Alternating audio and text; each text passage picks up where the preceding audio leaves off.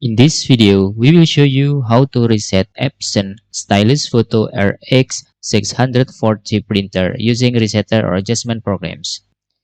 Before you download and use these resetter or adjustment programs, we suggest you to disable for a while your antivirus, including Windows Real-Time Protection and the Tamper Protection if you are using Windows 10 or Windows 11.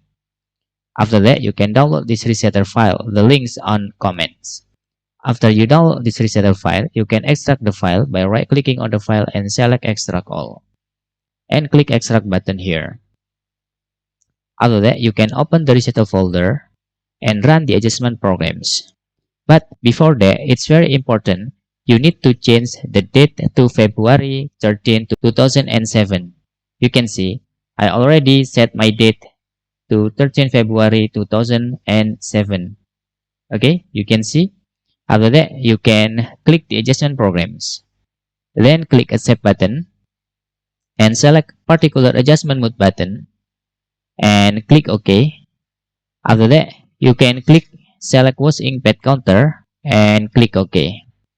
In here, you can just click Check button. After that, you can click Initialization button.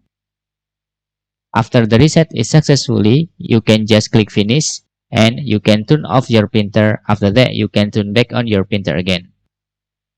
If you encounter error here, you can try to moving your USB printer into another available port on your computers. Once again, you need to set the date into 13 February 2007. You can see, if the date is not 2007, I will show you.